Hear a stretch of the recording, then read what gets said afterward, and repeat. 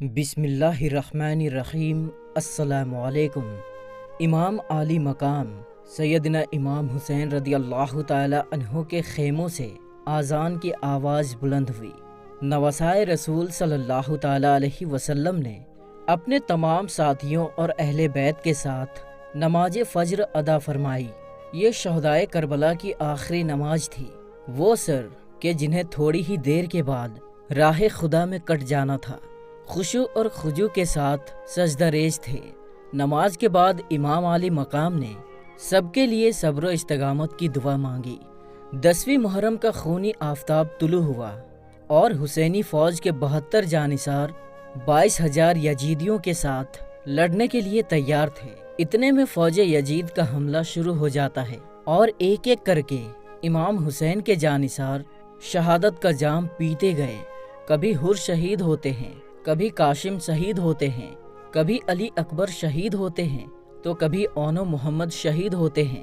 3 دن کے پیاسے حضرت امام حسین کے گھر والے اور جانثار یزیدی فوج سے جنگ کرتے رہے اور ایک ایک کر کے شہید ہوتے گئے۔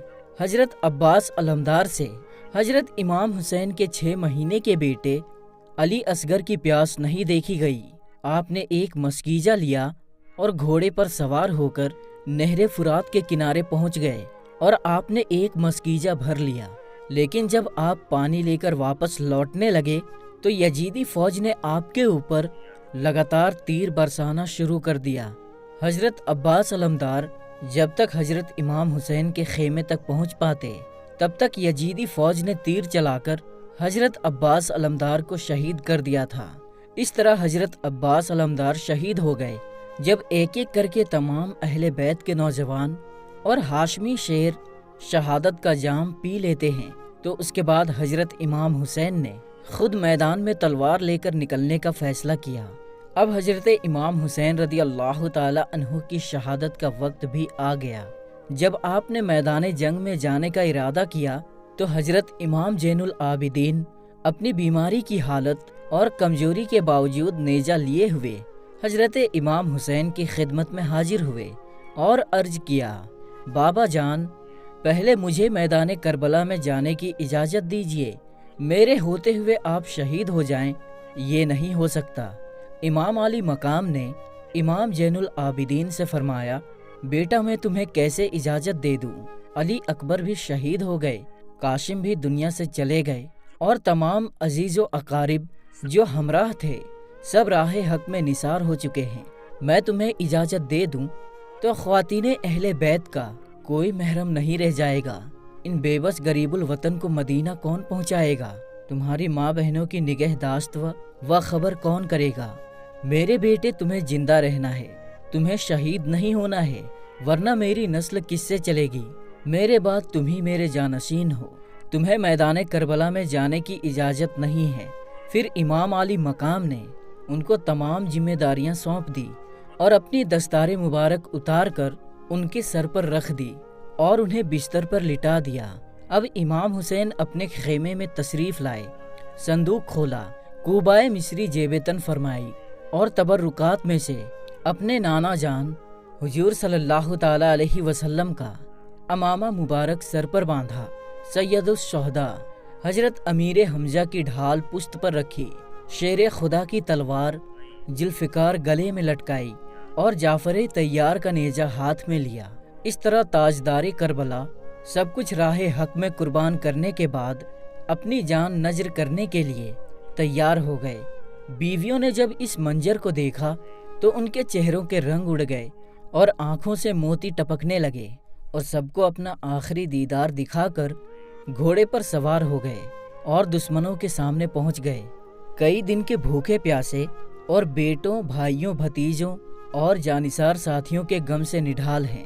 اس کے باوجود پہاڑوں کی طرح جمی ہوئی فوجوں کے مقابلے میں شیر کی طرح ڈٹ کر کھڑے ہو گئے اور آپ نے فرمایا، اے لوگو، تم جس رسول کا کلمہ پڑھتے ہو اسی رسول کا ارشاد ہے، جس نے حسن و حسین سے دشمنی کی اس نے مجھ سے دشمنی کی، اور جس نے مجھ سے دشمنی کی اس نے اللہ تعالیٰ سے دشمنی کی۔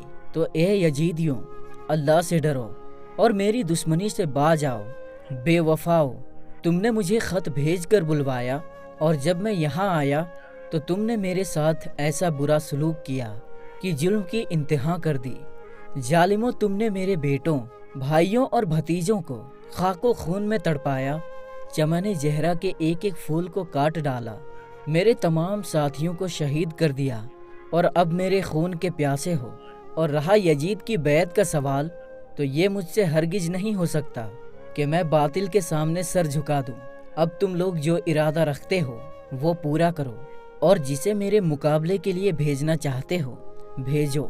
بڑے بڑے مشہور بہادر جو امام حسین کے مقابلے کے لیے محفوظ رکھے گئے تھے، ان میں سے ابن سعد نے سب سے پہلے تمیم بن کہتوا کو حضرت امام حسین سے جنگ کرنے کے لیے بھیجا، جو ملک شام کا نامی پہلوان تھا۔ وہ غرور و گھمنڈ سے ہاتھی کی طرح جھومتا ہوا، اپنی بہادری کی ڈینگیں مارتا ہوا امام حسین کے سامنے آیا، اور پہنچتے ہی آپ پر حملہ کرنا چاہا۔ ابھی اس کا ہاتھ اٹھا ہی تھا کہ امام حسین نے ذوالفقار حیدری سے ایسا وار کیا کہ اس کا سر جسم سے الگ ہو گیا اور اس کے گھمنڈ کو خاک میں ملا دیا۔ پھر یزید ابتہی آگے بڑھا اور چاہا کہ امام حسین کے مقابلے میں بہادری کا جوہر دکھا کر یزیدیوں کی جماعت میں اپنی شاباشی حاصل کروں۔ آپ کے سامنے پہنچتے ہی وہ کہنے لگا، میری بہادری کا چرچا عراق سے لے کر مصر تک ہے۔ بڑے بڑے بہادروں کو آنکھ جھپکتے ہی موت کے گھاٹ اتار دیتا ہوں۔ ساری دنیا کے لوگ میری بہادری کا لوہا مانتے ہیں۔ پھر اس نے گھوڑا کدا کر آپ کے اوپر تلوار کا وار کر دیا۔ حضرت امام حسین نے اس کے وار کو بیکار کر دیا، اور پھر جھپٹ کر اس کی کمر پر ایسی تلوار ماری کہ وہ کھیرے کی طرح کٹ کر دو ٹکڑے ہو گیا اور منہ کے بل زمین پر گر پڑا۔ بدر بن سہیل یمنی اس منظر کو دیکھ کر غصے سے لال پیلا ہو گیا، اور اس نے ابن سعد سے کہا، تم نے کن گواروں کو حسین کے مقابلے میں بھیجا ہے جو دو ہاتھ جم کر بھی مقابلہ نہیں کر سکے؟ میرے چاروں بیٹوں میں سے کسی ایک کو بھیج دے، پھر دیکھ ابھی منٹوں میں حسین کا سر کاٹ کر لاتے ہیں۔ ابن سعد نے اس کے بڑے بیٹے کو اشارہ کیا۔ وہ گھوڑا کداتا ہوا امام علی مقام کے سامنے پہنچ گیا۔ حضرت امام حسین نے ذوالفقار حیدری سے ایسا وار کیا، وہ سیدھا جہنم پہنچ گیا۔ بدر نے جب اپنے بیٹے کو اس طرح ذلت کے ساتھ قتل ہوتا ہوا دیکھا تو غصے میں آ کر دانت کیچتے ہوئے گھوڑا دوڑا کر امام حسین کے سامنے آیا، اور پہنچتے ہی نیزے سے وار کیا۔ آپ نے اس کے نیزے کو قلم کر دیا۔ اس نے فوراً تلوار سنبھالی اور کہا، حسین، میں وہ شمشیر مارتا ہوں کہ اگر پہاڑ پر ماروں تو وہ سورما بن جائے۔ یہ کہتے ہوئے امام حسین پر تلوار چلا دی۔ آپ نے اس کے وار کو خالی کر دیا۔ اس پر ذوالفقار کا ایسا بھرپور ہاتھ مارا کہ بدر کا سر کٹ کر گیند کی طرح دور جا کر گرا۔ اس طرح شام و عراق کے ایک سے ایک بہادر حضرت امام حسین کے مقابلے میں آتے رہے، مگر جو بھی سامنے آیا آپ نے اسے موت کے گھاٹ اتار دیا۔ کوئی بھی ان میں سے زندہ بچ کر واپس نہیں گیا۔ شیر خدا کا شیر 3 دن کا بھوکا پیاسا ہونے کے باوجود شجاعت و بہادری کا ایسا جوہر دکھاتا ہے کہ زمین کربلا میں ہر طرف لاش ہی لاش بکھری ہوئی دکھائی دیتی ہے۔ امام علی مقام نے دشمنوں کی لاشوں کا انبار لگا دیا۔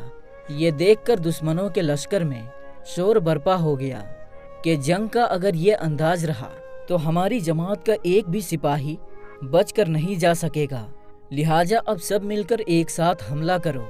یزیدی جب جنگ میں بری طرح سے شکست کھانے لگے تو انہوں نے یہی طریقہ اختیار کیا کہ ہزاروں لوگوں نے امام حسین کو چاروں طرف سے گھیر کر حملہ کرنا شروع کر دیا۔ اب سینکڑوں تلواریں، ہزاروں نیزے آپس میں ٹکرانے لگے اور دشمن بڑھ بڑھ کر امام حسین پر وار کرنے لگے۔ ادھر آپ کی تلوار جلال حیدری کا جوہر دکھا رہی تھی۔ آپ جس طرف بھی تلوار چلاتے سب کو کاٹ ڈالتے اور دشمنوں کے سروں کو اڑا دیتے۔ اب آپ کے اوپر چاروں طرف سے تیروں کی بارش شروع ہو گئی۔ گھوڑا اس قدر زخمی ہو گیا کہ اس میں کھڑے ہونے تک کی طاقت نہ رہی۔ مجبوراً حضرت امام حسین کو ایک جگہ ٹھہرنا پڑا۔ ہر طرف سے تیر آ رہے ہیں اور امام حسین کا جسم اقدس تیروں کا نشانہ بنا ہوا ہے۔ اب ظالموں نے نیزوں سے حملہ کیا۔ شیطان صفت سنان نے ایک ایسا نیزہ مارا جو آپ کے تنے اقدس کے پار ہو گیا، یہاں تک کہ زہر میں بجھا ہوا ایک تیر آپ کی اس مقدس پیشانی پر لگا جسے رسول اکرم حضور صلی اللہ تعالی علیہ وسلم نے ہزاروں بار چوما تھا۔ تیر لگتے ہی چہرہ انور پر خون کا دھارا بہنے لگا۔ آپ گھوڑے کی جین سے زمین پر آ گئے۔ امام حسین جب گھوڑے سے نیچے آ گئے تو شمر آپ کے سینے میں سوار ہو گیا۔ امام حسین نے کہا، کون ہے تو؟ تیرا نام کیا ہے؟ اس نے کہا، میرا نام شمر جل جوسن ہے۔ امام حسین نے کہا، تو ہی شمر ہے، ذرا اپنا سینہ کھول کر دکھا۔ امام حسین نے جیسے ہی شمر کا سینہ دیکھا تو سینے کے بیچوں بیچ سفید داغ دکھائی دیا۔ امام حسین نے کہا، نانا جان، آپ نے صحیح فرمایا تھا کہ تیرے حسین کے قاتل کا نام شمر جل جوسن ہے اور اس کے سینے میں ایک سفید داغ ہوگا۔ امام حسین نے شمر سے کہا، مجھے نماز ادا کر لینے دو۔ شمر نے کہا، ٹھیک ہے۔ آپ نے اسی زخمی حالت میں نماز کے لیے نیت کی اور آپ جیسے ہی سجدے میں جاتے ہیں تو شمر آپ کے سر کو جسم سے جدا کر دیتا ہے۔ امام حسین کے جسم مبارک پر تیر، نیزے اور تلواروں کے 72 زخم تھے اور آپ نے 56 سال 5 ماہ 5 دن کی عمر میں جمعہ کے دن محرم کی 10ویں تاریخ 61 ہجری و مطابق 680 عیسوی میں شہادت پائی۔